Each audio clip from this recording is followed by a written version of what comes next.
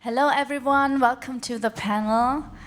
I will start by introducing the lovely panel, the professionals who are here to give us insight into their process. I will start with Jane. Jane Katsubo is a character concept artist at Larian Studios and has designed some of my personal favorite characters and props in Baldur's Gate 3. And she tells stories through her visual concept and has a lot of years of experience. Emily McGregor is based in Stockholm now, but originally from Australia, and she works as a senior artist at Arrowhead Studios right now. And her recently released title, Helldivers 2, had her in a producer role. But she had worked previously as an artist on a little game called Legend of Zelda Twilight Princess and Age of Empires 3. I will continue with Onat Hekimoglu. He has founded his own game studio, Slow Bros, in 2015 with friends with a very diverse creative background. And together they developed the handmade narrative game Harold Halibut. You really have to check it out, it looks crazy. It's a stop motion game with puppets. And he also composed music for that, and he wore many hats. And Sebastian Nußbaum works as Vice President Creative at Wooga here in Berlin, where he designed one of my favorite games, June's Journey. And right now he develops hopefully the next hit title, and his roles include being a project lead and vision holder, and he's not only a creative but also a data and numbers guy. So that's interesting. And the panel is called Artistic Alchemy, and I love that title. So my first question to all of you, to each of you, is in the spirit of alchemy, which means transforming basic elements into something extraordinary. How do you navigate the challenge of blending all those different ingredients, like the artistic influences and the technical limitations we have in games, and player expectations, to craft a cohesive visual and auditory experience in your projects? For each of you, this will be a very different answer, I guess. Yeah, let's start with you, Emily. Yeah, sure. Hello. How are we bringing everything together? Is that basically what you're asking? Exactly. It's quite a big process. There's so many elements that you need to bring together. I think as an artist, we have so many tools at our disposal. We have like your lighting, your color, your costumes. Like every single part of it will tell a story and will help build that world. The music, the narrative, all of that as well. But just from the art side of how can we make that fit together? So then there would be quite a process of working with the other teams and making sure we can fit that all together.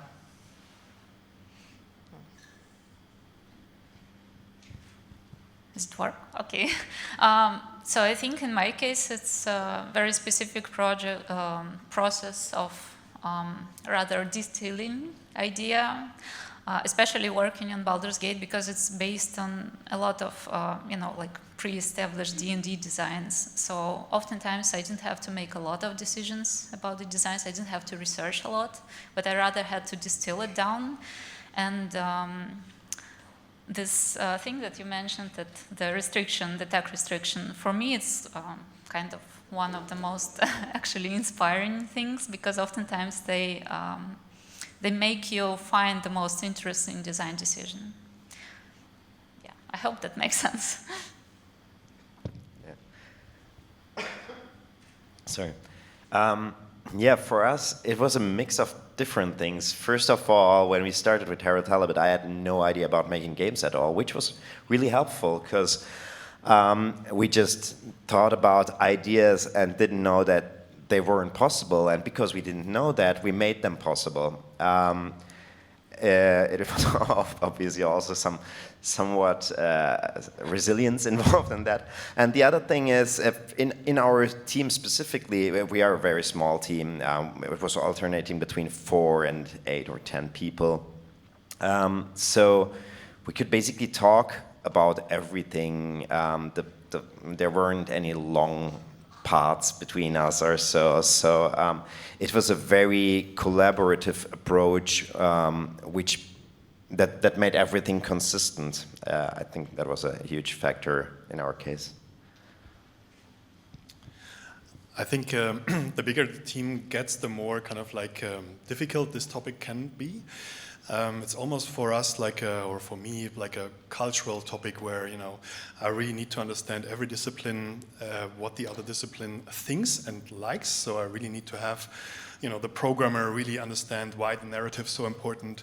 I need to understand the artist, why the product manager thinks the way he or she thinks. And I think this is kind of like the groundwork which has to be established to then really get to this proper like alchemy moment of emotional, you know, bringing it to the forefront. So there's a lot of communication, a lot of trying to make people understand why things are important. That's something that I found very important. Yeah. I want to jump onto that and ask Jane. How much did collaboration play a role in your concepts? Like, how much do you communicate with your art director or the narrative designers? Well, it will depend on the task. Again, if you've seen the projects I've been working on, like half of them are actually based again on pre-established IPs, like Warhammer or Baldur's Gate. So in cases if that was a task of like essentially redesigning the existing design from, for example, tabletop game to the video game, there's not that much of discussion usually. But when it's some kind of a new entity, then of course it starts usually with writers. They would be the first step. It would be writers and game designers. Then concept artists, us. This is kind of the step 1. And the step 2, from me, I will be passing it to 3D artists, and I will be communicating mostly with them or with the 3D lead. Yeah, and sometimes, of course, animation team also has their word to say, but this is mostly about very complicated concepts like characters like bosses or something, which require like specific approach. Yeah, the animators would ask, why do we have to need 5 arms in this concept? No, they ask you to reduce the amount of arms. Really need to they rig this. Yeah. So transformation, Onat, transformation is also really important in Herald Halley, but transforming literally from the real world onto the screen. How did this happen? How did this idea even happen? Well, I briefly mentioned we didn't have any idea of making games, and I personally, or me and the 2 others I started the company with, none of us were artists. I have a film background coming from film. I wanted to tell a story without being influenced by a big studio, having to work my way up in the film hierarchy and so on. So I decided to work on a game, and I thought it would be easier and cheaper than making a film. I was quite naive at that time. But the thing was we couldn't draw, and none of us could do 3D stuff. So we thought, why don't we build everything? That should be easier. And of course, it was also our love to stop-motion films that led us that path. And from there on, it was basically a lot of experimenting with how we can transport that visual style into a 3D game. Because the obvious thing is, doing it the same way, basically doing stop-motion animation. But then again, you need interactivity, so you can't do everything in a frame like in a film. And then it was a separation into layers. So our first prototype was actually actual stop-motion 2D sprite-based animations on 2D backgrounds or photographed backgrounds of the sets. But that all looked too much like a Photoshop collage. And it was basically through all these experiments that we at one point arrived at 3D scanning and some custom techniques to recreate the materials and stuff like that. by actually bring everything together. Yeah. Yeah, it looks super cool. Emily, I want to ask you, because Onat just talked about interaction, right? And you tell stories in your environments, especially with lighting. Like lighting is a topic we could talk for hours about, I'm sure. But how do you go about knowing the player interacts with the places you design and turns the camera away from the stuff you want them to see? Like, how do you design for interaction? Okay. So I think something that's interesting as well, like you were just talking about film, I used to make film sets as well, and you could like control where people are looking. So in a film, you're looking right here, you have control over the whole frame. But in a game, people can go anywhere. So I think for me, it's like building that world. You want to be able to, like you actually have more freedom in a way, because you can build like every little part of the world. You can decide like, oh, I'm going to hide some things over here, or if a player goes and looks behind the cupboard, they'll find something cool, or they'll find some little detail from looking somewhere, and it helps them piece together the game, and sort of you can use that as a way to add a lot more detail and depth to your environment as well. And it's hard to have perfect control over that. Of course, there will be people that would just walk through and they will never notice. But then there was those ones that will look for every little detail. Jane, do you have to add anything to how to control what the players see in the concepts? I think actually any like tool is essentially the attention like control tool. I like to think of concept art as like a UI for a player in some sense. I hope it makes sense what I mean, but essentially no detail is random, and it serves as much as it serves the story, it also serves this you know, the attention, kind of the direction that you want to give the player's attention, if that makes sense. Okay. Sebastian, in the spirit of taking control, losing control, you are a creative vision holder at Wooga, and you try to control the team who is creative, who wants to run in 15 different directions. How do you strike the balance between empowering your team and the creative freedom and also meeting commercial market demands? Yeah, I think the difficulty is definitely, you know, when we have to meet targets all the time, and you know, the bigger companies get the pressure sometimes feels on the shoulders all the time, and then it has been kind of like a key question for me: how do you really keep creativity flourishing, and how do you keep that spark? And I think it's really, really key.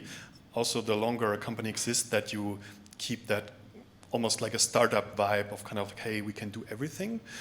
We don't have so much boundaries. And the question is, yes, how can you do that, right? So I think one of the key things here is to be clear on the boundaries, to say, hey, you know, we can go crazy. We can go crazy that far. We have to stay in these boundaries, but we also have to break out of these and kind of like have time slots, or maybe even kind of like working modes where we break out of the daily routine. I really believe that the inspirational and creative vibe, you have to keep it alive. It's such a struggle. It's really hard, but it's something someone in the company also has to constantly fight for, I guess. Really putting on the forefront, being really on the highest level. You say, hey, we are a creative company. We want to inspire our players. We want to inspire other companies. You have to live that every day. And not everyone can do that, but you have to identify someone in your company who does this on a daily basis, really pushes for it, and then also makes clear for the team, hey guys, these are the boundaries, and within this, we can go crazy. And maybe you come up with frameworks where you say, hey, we can't do everything, but within this framework, we can go crazy. And I think this is really key to be super clear on that, because then also the team doesn't frustrate. Otherwise, you come up with very wild ideas, and then they don't get realized, and that just leads to frustration. So that's the way how I would approach it. Can you talk a bit more about constraints? Because I know you started working as a level designer for the Game Boy Color. if I researched that correctly. That's crazy, right? So the constraints back then to now, how did they change? I mean, also your job changed, of course, but how do you work with games right now that basically anything and everything is possible technically? I think the mindset actually really helped me throughout my whole career, also to inspire the teams, where we said, back then with Game Boy, also with Flash games, we only have these few kilobytes, we only have these few sprite sheets that we can use, and we have to be really, really creative to go that extra step to, get better and have a really fantastic game. Same goes in then if you look at the games today, where we have free-to-play games. Naturally, we don't have a lot of voiceovers. We don't maybe have not an expansive 3D engine. So when we talk about hidden object games, how can you get the best out of it? And I think what you guys said really resonates with me, where you then really start thinking, hey, maybe we just have the camera angle. How can we utilize that, that the player almost feels falling down the stairs? How can we utilize the color palette? How can we push that emotion to the front with this limitation? And I think if you do that really well, then I think you can achieve awesome things. A friend of mine said to me, centuries ago, if you're a DJ on a shitty turntable, then you're a really good DJ on a good turntable. And I think that's something that I always keep in my mind to, go that extra step. Emily, does this also apply to your craft as a 3D artist, like knowing the constraints and working with them? I think that always applies in any medium, like games especially. Like we've always got so many constraints. We've got like technical limitations. We've got like so many things that we need to work with. Does it run on different systems? How does that work? And I've been in games for about 10 years now, so I've gone from like handheld consoles to like the really old phones where we could do almost nothing. And the interesting thing, or what's my favorite thing about this, is how it really pushes people's creativity, because you can't do anything. You're like, okay, so I can only use like 5 pixels. How am I going to use them really well? Compared to like games now, where it seems like we can almost do anything. But you still can't. So you're still limited by your hardware and everything. And I find that people just think about it in different ways now. You also work as a producer. So how does your experience as an artist shape your work as a producer? Because I'm sure many who are in the audience right now want to be an artist, want to be in production, but sooner or later, some people will have a lead role and manage other people. How does it influence you? So I would say that my time as an artist was invaluable as a producer. The skills that it gave me to be able to recognize like the balance between the creative and the technical. And it also gave me a language to be able to speak to the artists as well. Because I've been in art for so long, I could understand what they were talking about. So if they wanted to make some sort of complex thing, or they wanted to talk about, like, we want this particular lighting, or I want to make the model in this way, that would help me knowing how I can talk to the other teams. If I need to go to tech art and talk to them about how we can actually achieve this, is it actually doable? A lot of the times I would be able to say, like, oh, I don't think we're going to be able to do that, or like, yeah, that's actually possible. So it gave me a good way to be able to tie the teams together. Sebastian, do you want to jump in? Like, do you have the feeling your team respects you more that because you have that background in production? or maybe not? I mean, respect is a strong word. Or maybe, let me rephrase, you understand them better?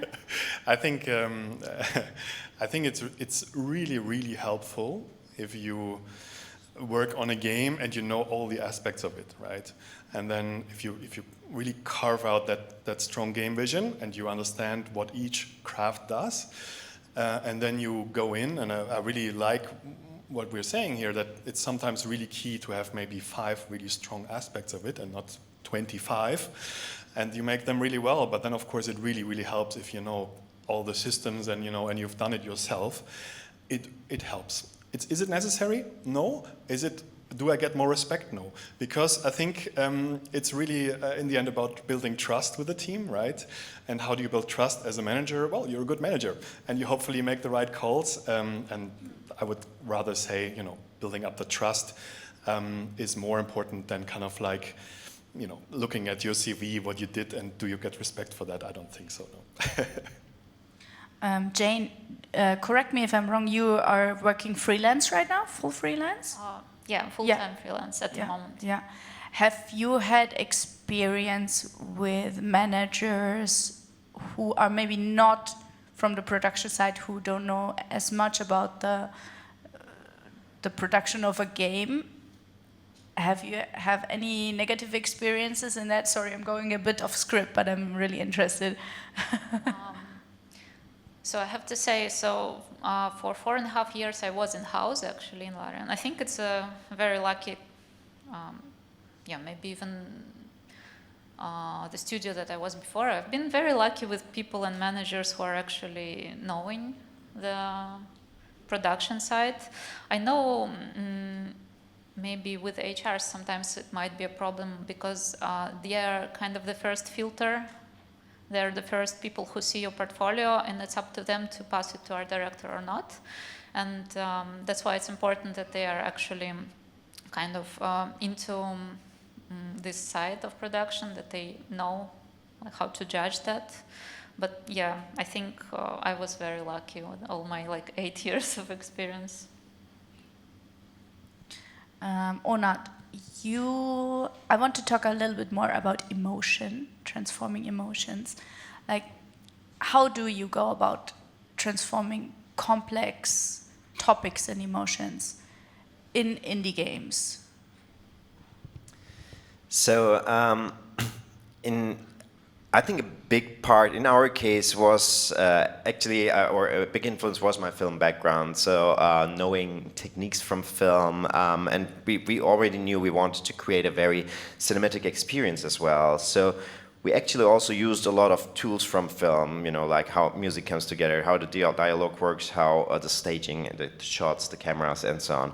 But in addition to that, and that's something very important, is that games are interactive, and their interactivity enables us to approach things or to understand things more empathically. So through interacting, and because it's the player's choice to go somewhere, to talk to someone, and even in games with minimal interactivity, and Harold is one with not a lot of interactivity, so you basically walk around, it's a walking simulator. You walk around, talk with people, and so on. But being the character instead of just watching someone passively has a much stronger emotional impact. As an example for this, we have a scene I really like in our game is you have to get a medicine for an alien, basically, and you aren't very familiar about medicine at all. So you are in the pharmacy and you can't talk about this alien character you found because it's still a secret, and try to describe the problems you want to tackle with the medicine you have to get, and ultimately you are in front of a choice between the two medicines. It's floxacin or isogerm. And those won't say anything to you, and they won't say anything to the player. And actually, the outcome is exactly the same. It doesn't matter. But in this case, you are given the feeling of, oh my God, if I choose the wrong one, something could go wrong. In fact, it does. And so that makes it much more impactful than just watching something passively, for example, even though your choice doesn't have a real impact on the progression of the story. One more thing I would like to add was maybe in terms of visual style and the way of storytelling also, one of the inspirations we had was Creature Comforts from the Larian Studios, which is a very interesting approach. I don't know if you know it, but if you watch it, it's almost like a podcast or like real world interviews on the sound side, but then you have these wonderfully stop-motion animated zoo animals talking about their lives in a very naturalistic way. This kind of combination was really inspiring because we knew we had this like very, fantastical stop-motion style, but we wanted the people in our game and inside the story to be real people. So the entire voice acting was actually very normal, I would say. Of course, there are some characters that are a little bit more over the top, but in general, it could be, if you just closed your eyes, it could be a normal live-action film that you are watching instead of, a cartoony thing. And I think that this combination helps in our case because on the one hand, we don't have these photorealistic characters where it's like, oh, it's almost photorealistic, but not yet there. So it's abstract enough that it serves as a great vessel for the very real dialogue and story we are telling. Yeah, abstraction is also a big topic in game art. And Jane, I wanted to ask you, how do you abstract the symbolism, especially in Baldur's Gate 3 and the other games you worked on? How do you translate symbolism into images? I mean, it's almost like alchemy, it's like magic. How do you do it? How did you train for it? How did you learn it? It's especially, I think, something the audience is interested in. Mm-hmm. Okay, so I think in my case, it's my view. I would say abstract is kind of an enemy of the design in concept art. Again, maybe in my field. Because all the symbols actually, like all parts of the design that I create, they have to be defined, they have to make sense, and they have to be understandable. Essentially, I would say my goal is that you can craft or you can imagine any entity that I designed in front of you, and it's believable and convincing enough because it works in the same way as it works in our reality. So I would say my main... So how? First of all, I think it's like generally say visual library. It's like the interest in the real world. I think for me personally, I would say when it comes to like fantasy world designs, they are starting to be believable when they are very grounded in reality, actually, and that there is not that big of a percentage of actual fantasy in it. Then they are relatable and like believable. That's my feeling. So yeah, essentially it's the interest to reality and of course the visual library in the sense of like knowing what like the art, the cinema, the theater, the games, what they can offer you. But I try to not be inspired by the products out there. I try to kind of analyze how those products were created when they were inspired by something real. And what did you look at? Like, what was the real stuff? Did you go to the museum, to the art galleries? Yeah, I think the good example would be creature design. So essentially, let's imagine like the dragon or anything like that. I was always trying to find the most close analog in real life, like the lizard or maybe some kind of like a sea creature. And I tried to look at the logic of its design. Let's say the nature is the designer, right? And the design of the creature that she created is actually an answer to the environment. So I kind of tried to take this logic and go all the same steps. Essentially distributing the scales on this dragon the same way as the nature would distribute it on the real creature. These kind of things. So if you want to be a creature designer, going to the zoo would be a good idea. Yeah, I would say it's first like a general direction for convincing design, but then it's also very important to take a look at how other artists successfully resolved as well, but not in the way of copying them, but rather like analyzing their work. Yeah, and especially in creature design, some have put out books about this. Check out Terrell Whitlatch, who's maybe one of the best creature designers. So you need a lot of empathy, right, to put yourself into the shoes of the player, and of the recipient and of your manager and of your art director and of your programmer and the rigger who needs to rig all 8 arms of your design. So Emily, how would you say empathy and having an emotional connection to the game world you work on, how important is that when you work on a game? Or can you just work on any game and not have a connection at all? As a player or for me personally? As for you personally. For me personally, I do like to have a connection to the game that I'm working on. I like it to be something that inspires me and something that I find fun and interesting. Especially like I'm working on Helldivers at the moment. And I played a lot of Helldivers 1 during the lockdown. And, and when I saw the ad come up, I was like, like it looks like a really fun company. So it's not just the game, but it's the company and the people as well. And I was like, that's something that I want to be a part of. And that drove me to want to be a part of that as well. Also, art style would play a big part in something for me as well, like how something looks, and is that something that I want to do every day? And for the job on Helldivers, you moved from Australia to Sweden. Can you talk a bit about that? Like, how is the games industry in Australia? Tell us. It's not as good as Sweden. Which is why I moved.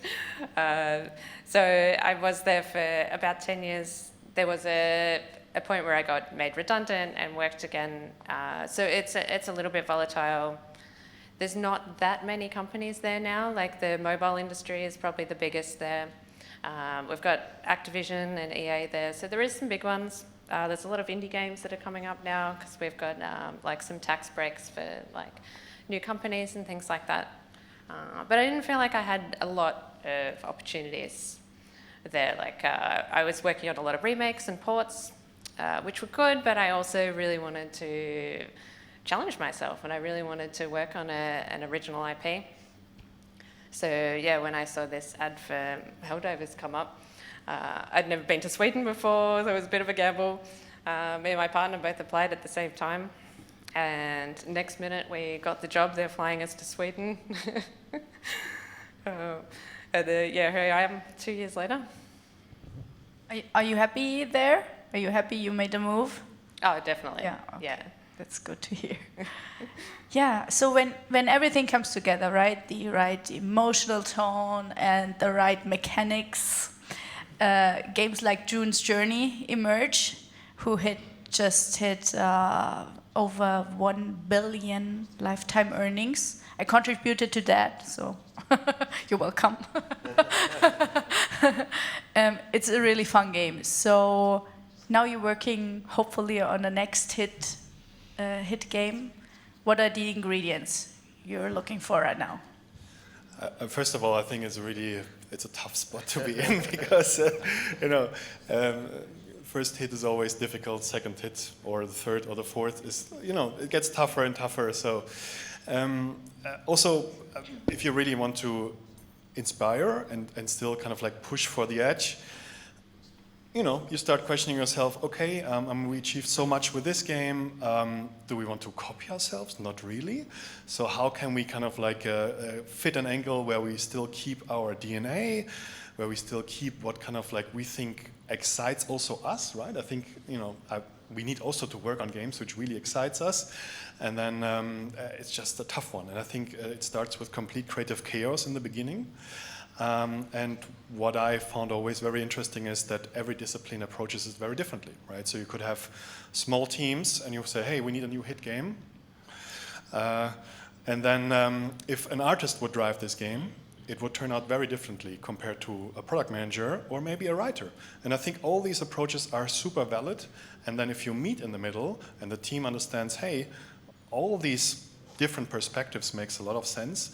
And where we meet in the middle, and if we kind of like try to get all the ingredients from what we think is so important and merge that together, not in a kind of like, copy-paste system, but that it comes to a strong vision, then I think that's something that, can make sense. But in the end, it's also about emotions. It's really about this alchemy moment where, I want to have employees coming to me in the morning like, Sebastian, what were you thinking? I'm like, what are you talking about? This idea, it's horrible, right? And I'm like, okay, let's give us a week and let's come up with something better. And, of course, I'm listening and I'm reflecting and I need to inspire you. And then I think it's just, with creativity, I think most of our ideas are just not good.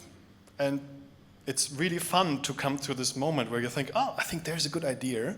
And now how can we expand that?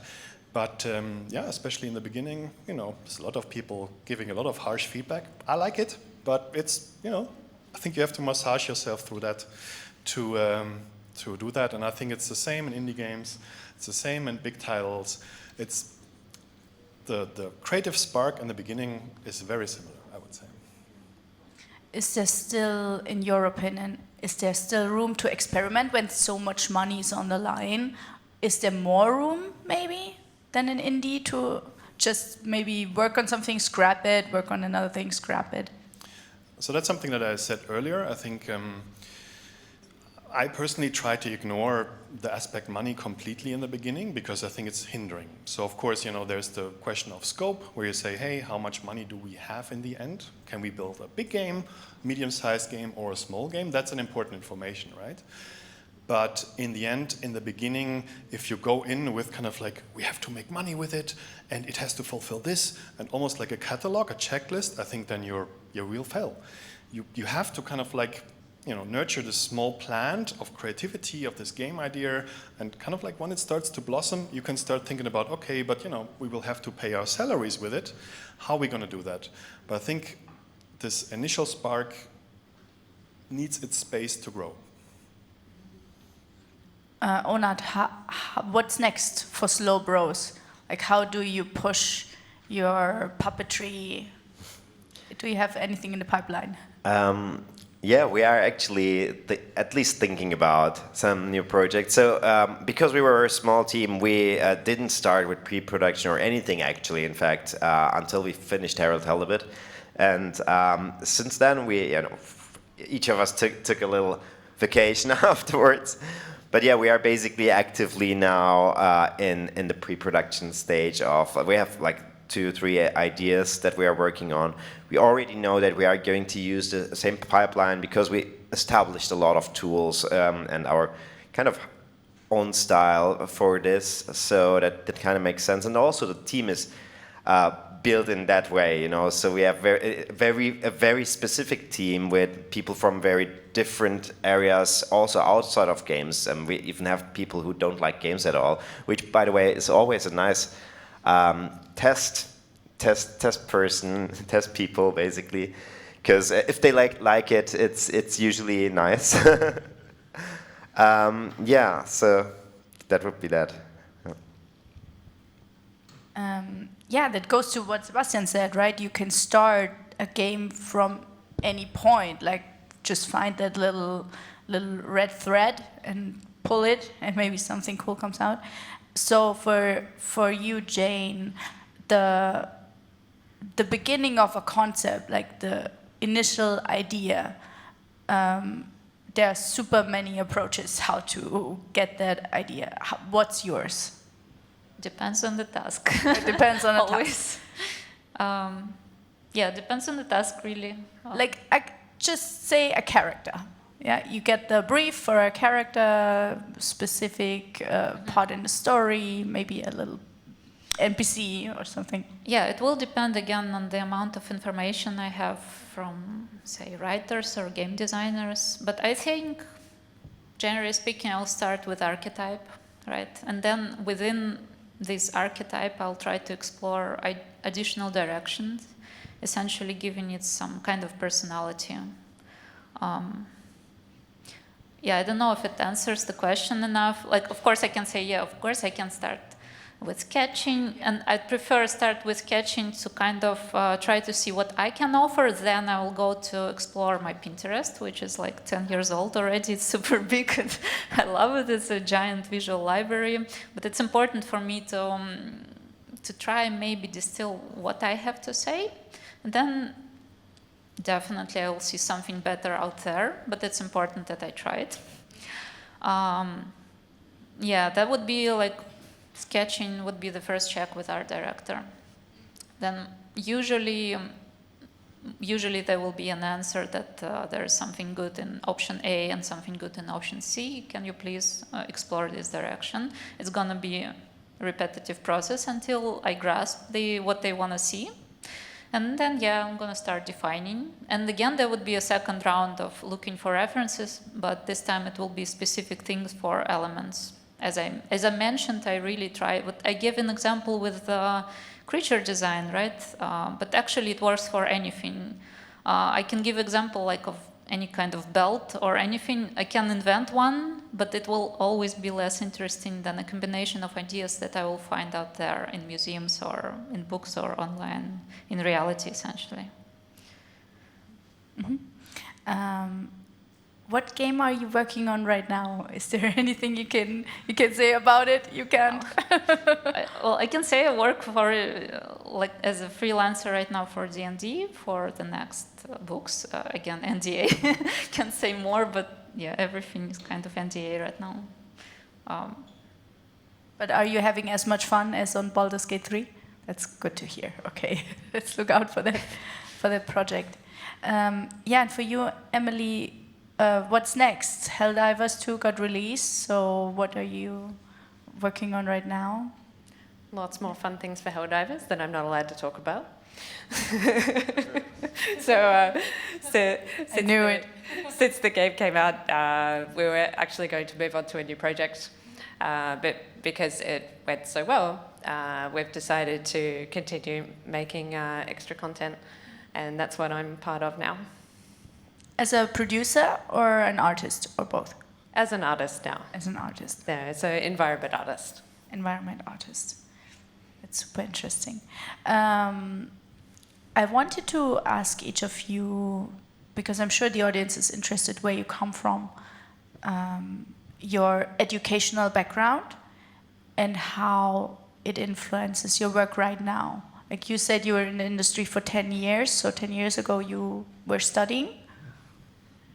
Yeah, so I ended up doing 2 degrees. So when I came out of high school, I did an arts degree. I didn't know what I wanted to do back then, so it was just visual arts. So it was like painting, drawing, like traditional media. And I did 1 short course on 3D. It was only like 1 semester, and the games industry was like sort of like just finding itself back then, and I remember thinking to myself, like, this feels like the future. This feels like something that I want to follow.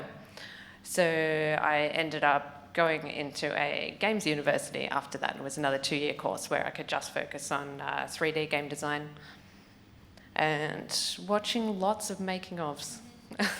Was it a private university in Australia? It was, yeah. They were called AIE, and they just focused on game design. Oh, so you have a game design degree? So it was a bit of everything. So it was game design as in like learning about concept art, 3D, like narrative, like sort of like how can you put a whole game together with a small team. Oh, okay. Over 2 years. Interesting. Okay, how about you, Jane? What's your educational background? Oh, it's a bit funny because again, I also didn't know what I want. I kind of knew, of course, but I didn't know that it's actually a thing even to make art for games back then. So my original education is textile design. So I created ornamentations for for fabrics. But funny enough, as I thought it's kind of a useless thing for game artists, but funny enough, when I joined Larian, I joined originally as an illustrator for publishing, and my first task was to create art for t-shirts, actually, for Divinity Original Sin 2, and I thought, well, actually, it was not that useless for me too. And yeah, of course, a couple of like online courses, shorter ones, like a couple of months maybe, those taught me the concept art for characters. I also had the chance to study a little bit on offline courses, but it also was not kind of an official education. Back then, it was not a thing, like, you know, game-related education thing. Do you still, do you still make clothes or textile costumes? No, but another aspect which is cool, I think it gave me, it introduced me to fashion. Well, I didn't study it really, but I had a really long course of like history of fashion and history of clothing and things like that. And it kind of showed me how deep I can actually dive into this reference research. So I think to the day when I design some kind of cloth, I'm very thankful that I'm familiar with like fashion trends and designers' names and such, so I know where to look for. Okay, Onat? Just a little addition to that. It's actually a very interesting point. We actually had a costume designer for our costumes because she's so these tiny costumes, and we realized that it's obviously in games you usually don't have that because it's the job of the 3D artist or so, or maybe the concept artist. And we thought it's interesting because it adds this like additional layer to the storytelling as well. Yeah, in terms of education, I studied film, and then when I started working in an ad agency in Cologne for, I think I was there for 1.5 years or so. I was super frustrated with the hierarchical, film thing, and we started working on Harold Halibut in terms of at least thinking about it because we didn't know anything about games. And like a week after the decision, okay, let's do a game, I coincidentally ran into the booth of the Cologne Game Lab during Gamescom. And again, in coincidence, a friend of mine was standing at that booth, and I was like, what is that? And he's like, oh, it's a Master Studies in Game Design, just established last year. And I was like, oh, okay, that sounds really interesting, because I'm now working on a game, or want to. But I guess you have to have studied computer science, right? And he was like, no, everything creative works. And I was like, okay, where can I apply? And that's how I did my master's in game design right after that, basically. And so it was basically this parallel thing. My starting to study game design and having the idea of Harold Halibut was pretty much at the same time. So my master thesis was then the first, at that time still 2D, the stop motion prototype of Harold Halibut, and from there it went on through the usual, the government funding and publishers and all that stuff. And you also have a background in audio design, right? No, I just classically learned playing piano. It's actually a funny story because I like a lot of other people I know, I stopped playing piano with 16 and started playing the guitar because it was much cooler. But then, with 17 or 18, when I started creating my first short films, I realized, oh, okay, I can't just use any music. I need royalty-free music. And then looking through royalty-free music libraries in the internet, they all sounded like shit. And I was like, okay, well, I need to compose my own music. And that's how I actually started making music, like composing music. It was piano tunes at first, and that's how I came back to the piano, by the way. My guitar skills weren't good anyway, so yeah. And then it went from there, basically, more and more instruments, and yeah, so it grew. And it has always been, because it was, again, the parallel development between, learning film or working on films and creating music for them. It has always been connected to my storytelling, so it was an essential part of it as well, and it is in Harold Halibut as well. Yeah, it goes to show that all those interests that the panelists have, they influence how they work on games, right? So for Emily, she worked in film. That's why probably her lighting is so impeccable in her artwork. And for Jane, she's also a dancer, I found out. So that's why probably some of her concepts have the aesthetics that they have, right? And for Onat, he knows nothing about games, and he just makes games just like that, of course. And for Sebastian, he studied at Bauhaus University. So how did that influence your work right now? I didn't. You didn't? No. Because there were like two, I think, key things before that, which kind of like sent me towards the path. One was my mother was an art teacher, and when I was 4, I could tell you what a Kandinsky is and what not. So I don't say that this is good, and I wouldn't say like a 4-year-old has to do that, but it definitely influenced me, right?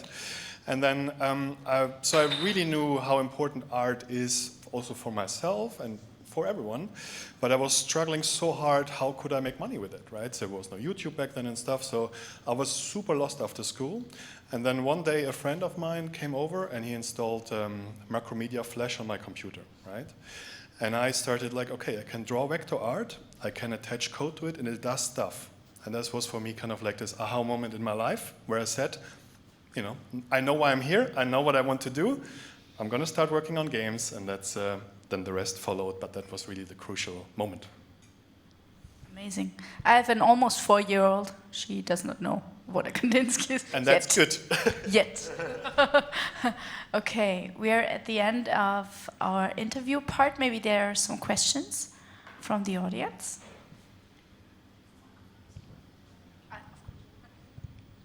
Any questions?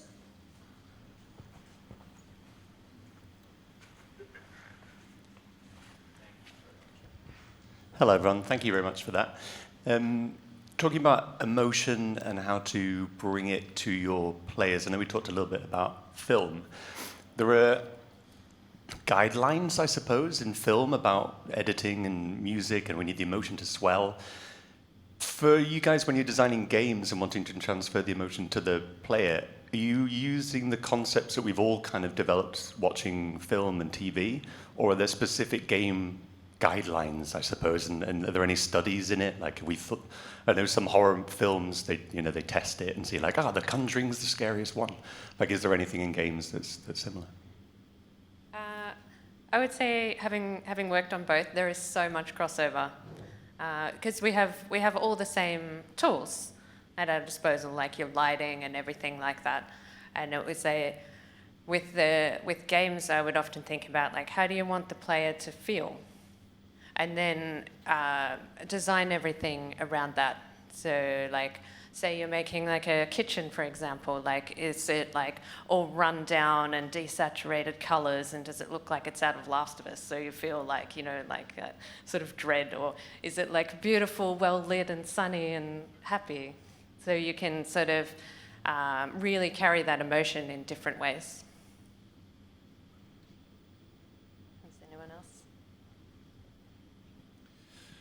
Totally +1 on that.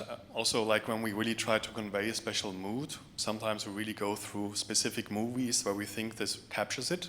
We try to extract the color palettes, just look at these color palettes for a while, to get inspired, trying to understand the pacing of it. So I think both mediums can learn a lot from each other, and just +1ing on a lot of what you said. So we spent a lot of time trying to understand films to make great games. Yeah, I totally agree with all of that. One little addition, one thing I think that is specifically different is you can use, in films obviously it's all about the timing because it has a fixed timing. I think that's the main difference. In games, basically the player's timing ultimately, changes the pacing of the game. And that is something just to consider, and especially if things, it makes it easier to time certain things inside specific segments, but in more open areas. Again, there are so many different game styles, right? So it totally depends on the games. But yeah, that's just something to consider in general. That the pacing is not going to be the same as in film, for example.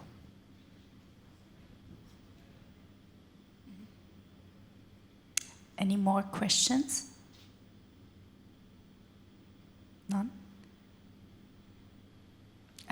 Then I will ask some more questions. I will just hold the microphone until you guys think about a question. I think the topics of environmental storytelling and time pacing are so interesting.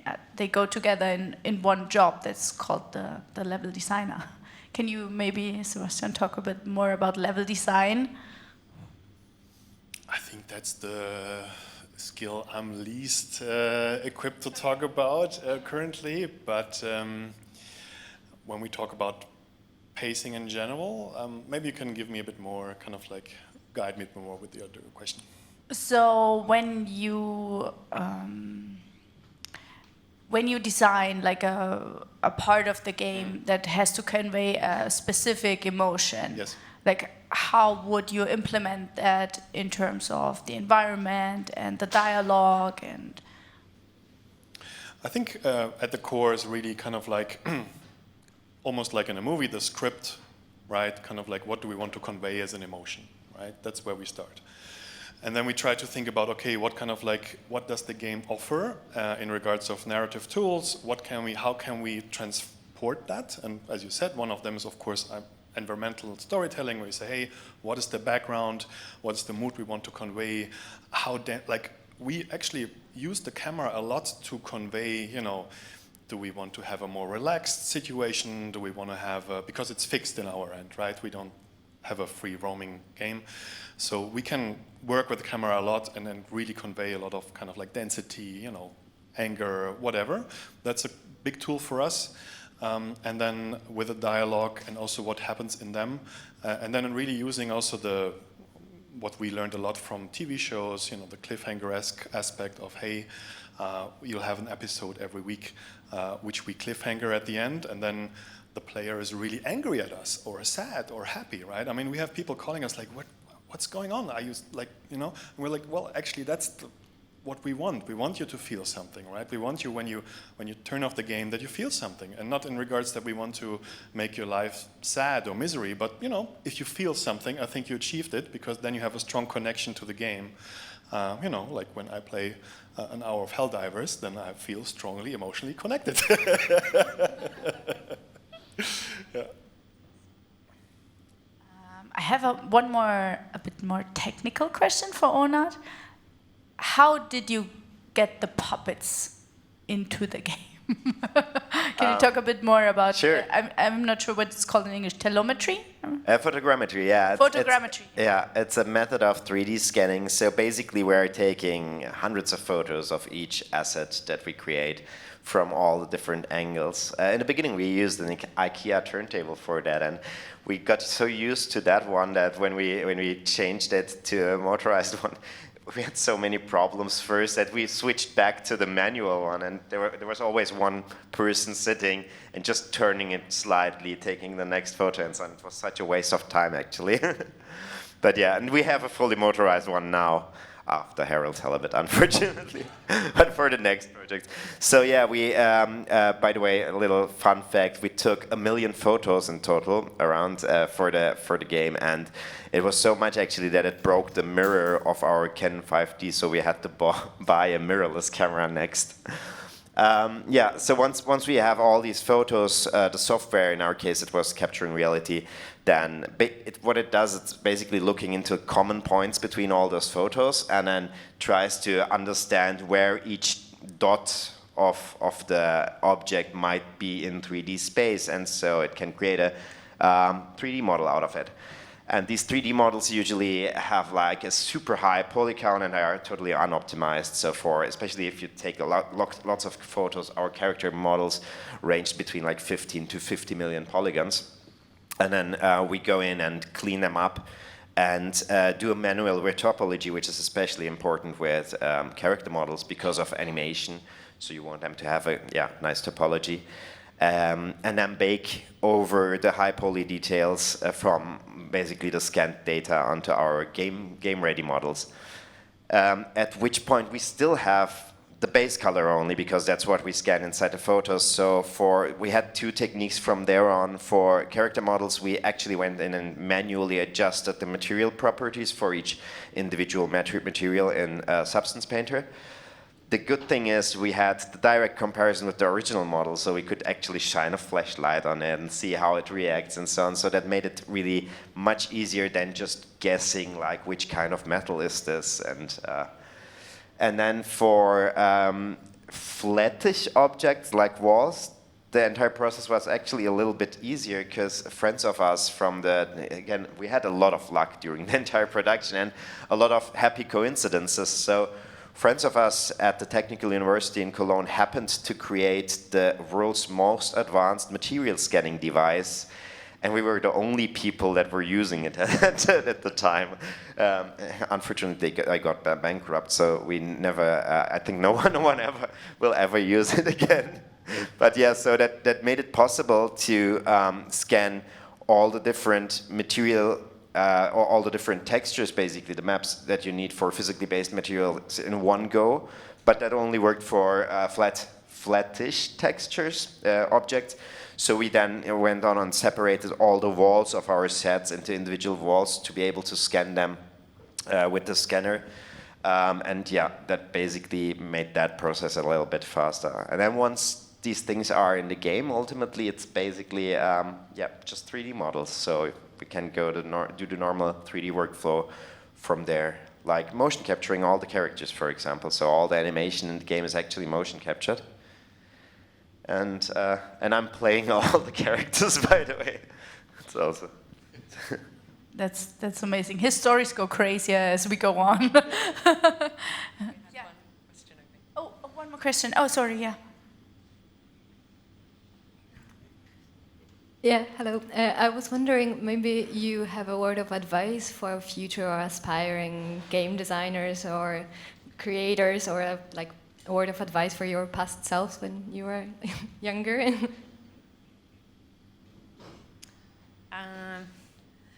Don't stop creating. I think when I was first starting, it was all about just like doing all the time, like always just like, what can I make? Who can I work with? Like I made lots of short films, so we just got together on the weekend and made them for free. Same thing with like making your own little games. Always looking for new ways to learn.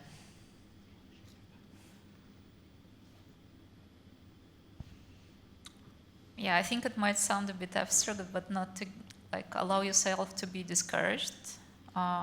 First of all, from failures or the fact that you might be ignored from those whom you send your application. It really doesn't matter anything. Just keep going. Don't waste time on being sad about that. It even can be turned rather into inspiration. I actually think I made big leap forward as an artist when I had my greatest failure applying to one of the studios and failing. The second thing, I think especially now, don't try to repeat someone's path exactly. I honestly don't know a single person who walked the same path to the place where they are. I know a lot of art directors who used to be also just starting when I was starting. And everyone went a different way, so also don't let yourself be discouraged if you don't follow the same steps. Yeah, totally agree with that. Especially, I was like Emily pretty much. I did until I finished film school, I probably made 35 films or so, and most of them were shit. But that doesn't matter. I learned so much because of doing it, and I had some colleagues who were like, yeah, I have now the perfect idea for my first short film, and I was, why don't you just do it? And that would also be the one thing I would change in hindsight. I mean, we were lucky, everything went well, but I did only 2 little games before I worked on Harold Halibut, and that was not enough for such a big project. So it would have been really advantageous to have more experience in that field, basically. And even the 2 things were basically in parallel rather than before. So yeah, it definitely helps to get experience by just doing small projects, and many of them. I think that's the best advice I can give. Maybe one small addition, totally like what you're saying. Get feedback all the time, right? Train your ego not to get defensive, because most of our ideas are not good. And then if someone says, hey, this is a really bad idea, take it. Say, hey, I'm going to be better next time. It's not harming my ego. Don't take it personal. And just, train, get better and better, and excite people. And if you want to talk more to some of us, we are at the Mentor Ground, and we are around, and we can give you individual advice for your career. So thank you so much for the interesting discussion. Thank you.